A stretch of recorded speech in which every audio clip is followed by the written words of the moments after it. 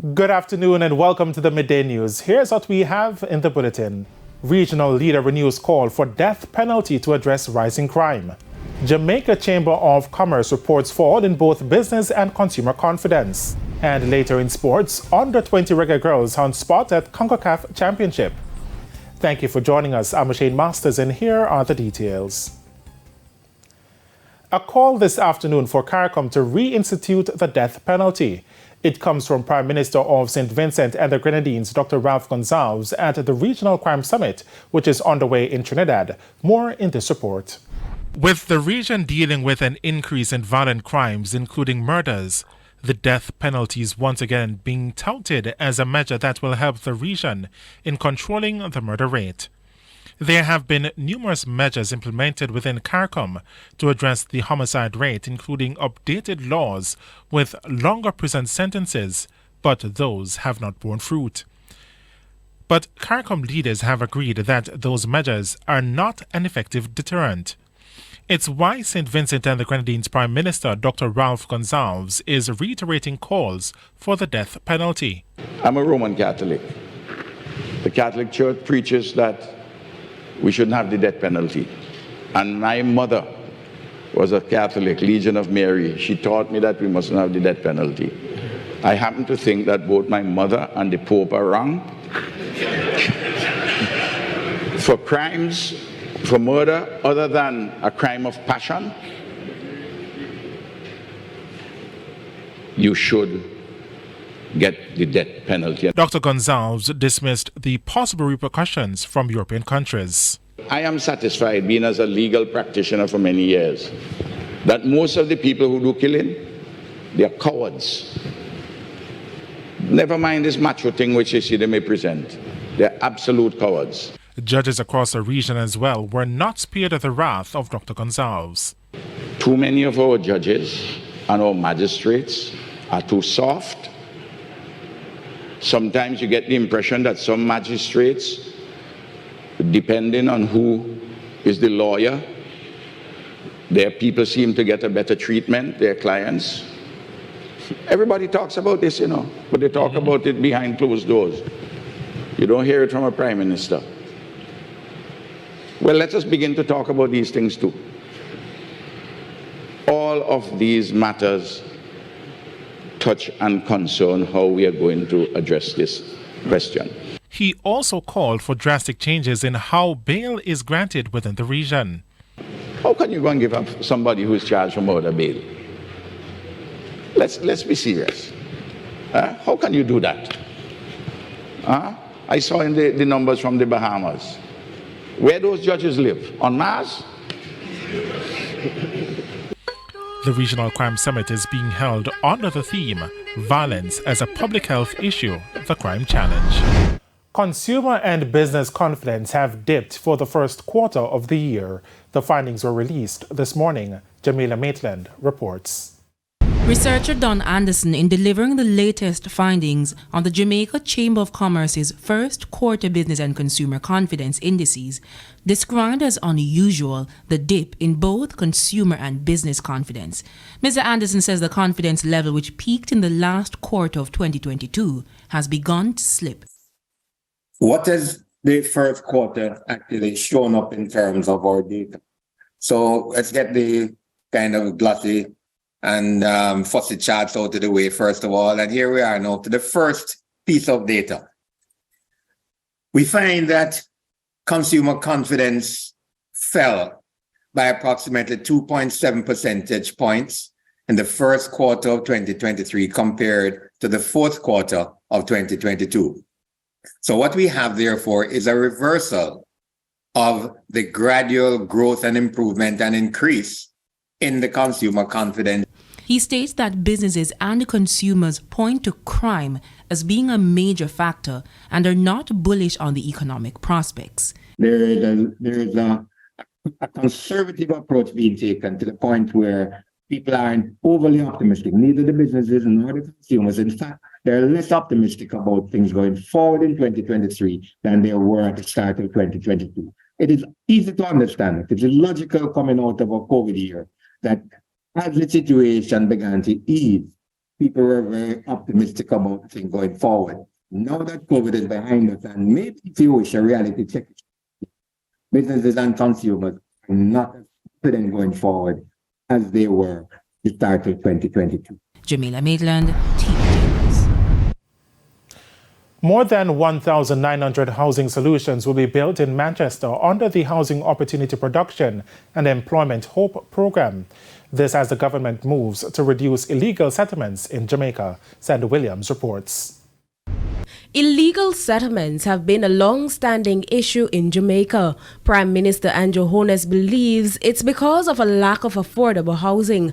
He estimates that the affordable housing deficit is about 100,000 units. According to Mr. Holness, if those housing solutions are provided, it would help to reduce illegal settlements across the island. So we have set ourselves a target of that 100,000. To do 70,000 housing solutions. 70,000. The NHD has committed to take on 43,000 housing solutions out of that 70. Right here in Manchester, they have already identified and started work on 1,900 plus units. Work is ongoing. However, he says a lack of support from the private sector is hampering the government's effort in reducing illegal settlements. If our housing market were working properly and we had a private sector supported by government that was willing to develop, I don't like to say low-income housing because that's how it is characterized, but to develop affordable housing that match the income and the income stream and flow of people, then we would not have this problem of illegal settlement. The Prime Minister was speaking at a handing over ceremony of 6 units in Halifax, Manchester recently. The houses were built under the Housing Opportunity Production and Employment Hope program. Of the 6 we provided, 1 person was visually impaired. He has no prospects of an income.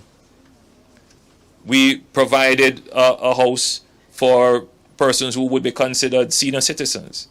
We provided a home for a single mother who had no prospects of providing the convenience of proper shelter for her 3 kids.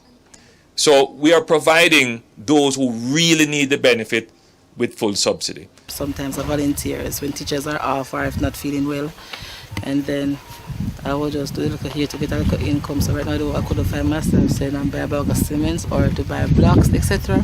But I am very willing, I am very thankful, also grateful, and for me and my little family, and I hope there can be a better and the better days ahead for others. Sandy Williams, TVJ News. The Maxfield Avenue offices of the Island Traffic Authority, Road Safety Unit and the National Road Safety Council in St. Andrew have been closed following a break-in this morning. A release from the Ministry of Transport and Mining said police investigators are on the scene of the incident. The ministry indicated that further updates will be provided on the break-in as they become available. And it's time for a break here on the Midday News, but please stay with us. The details when we return. Welcome back to the Midday News. A roadblock by protesters on the Magati to Eldersley Main Road in St. Elizabeth is now clear, but only after hours of delay this morning. The residents are upset about the poor condition of the roads in the community, which they say make commuting dangerous.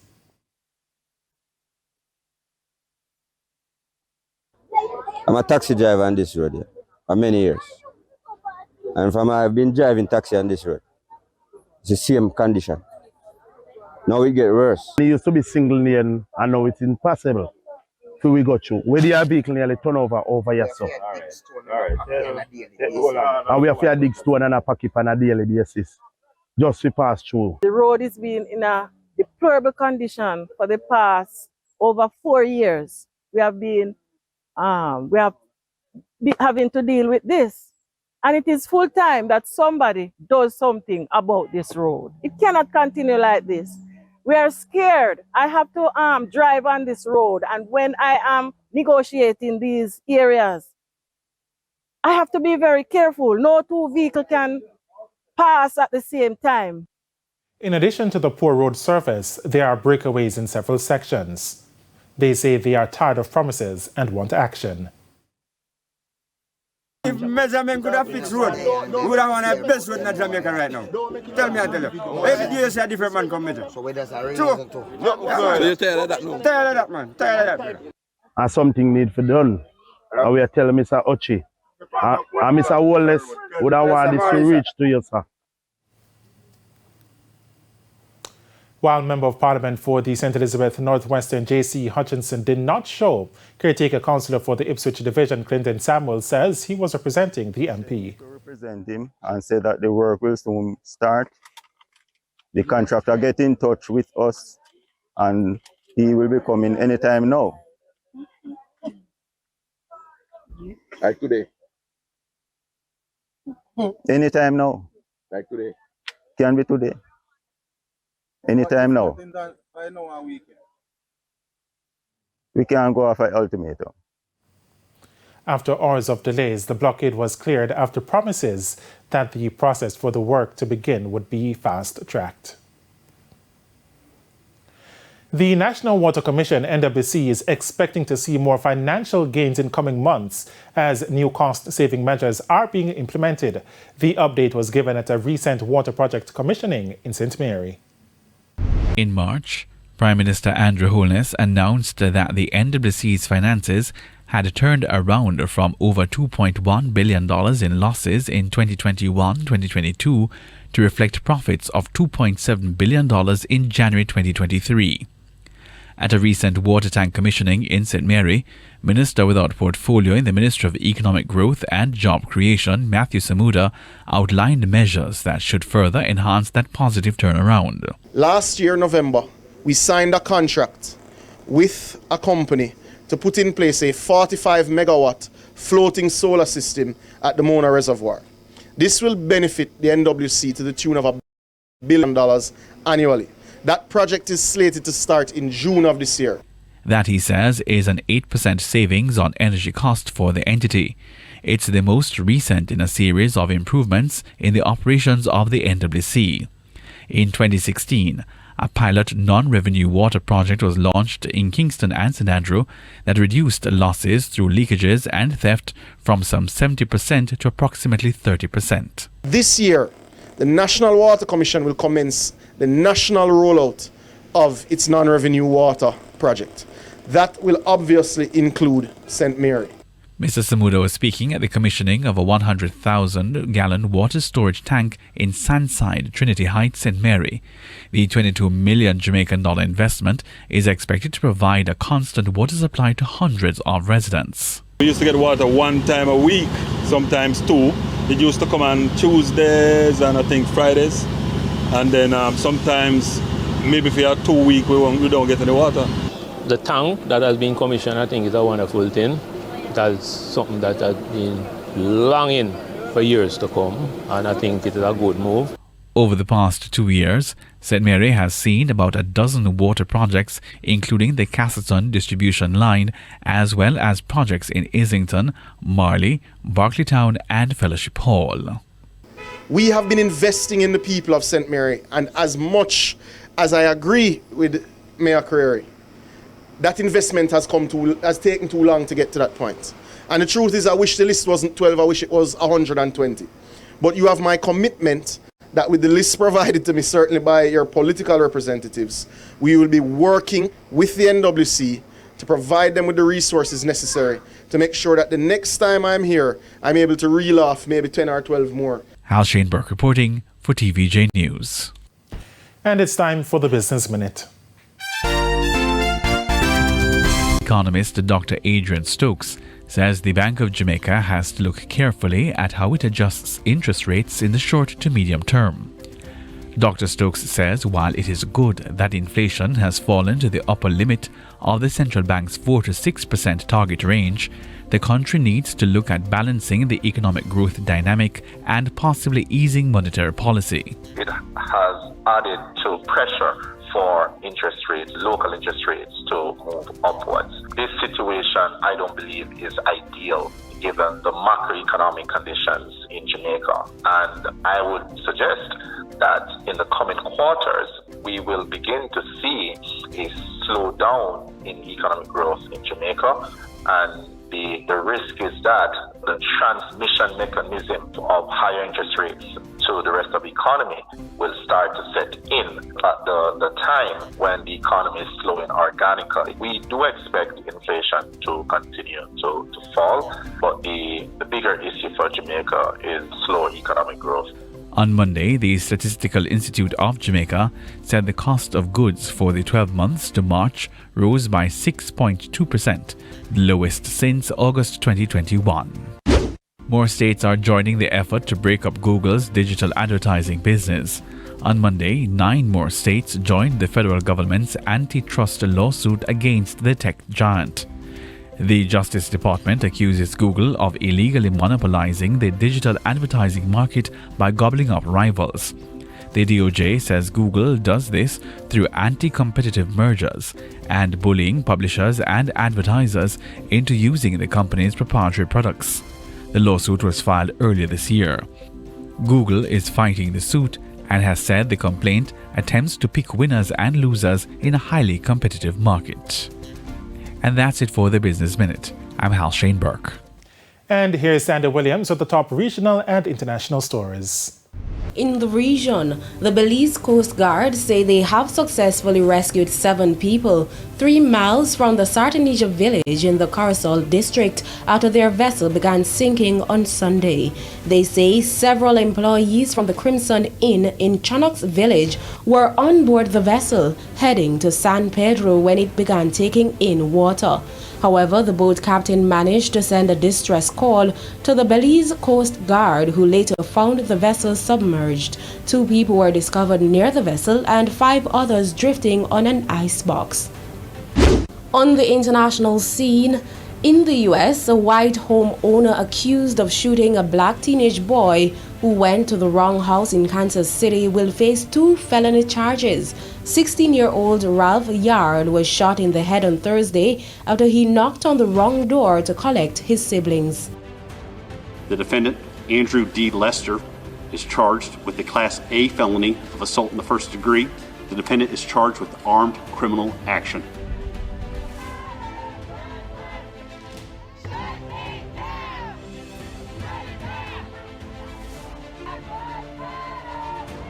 We understand how frustrating this has been, but I can assure you that the criminal justice system is working and will continue to work. Further afield, a Russian court has rejected the appeal of U.S. journalist Evan Gershkovich against his pre-trial detention when he appeared in court in Moscow on Tuesday. He was arrested in the city of Yekaterinburg while working for the Wall Street Journal newspaper and charged with spying. And those were the top regional and international stories. I'm Sandy Williams. And we head to a quick break. When we come back, Jermaine Brown will have your midday sports report.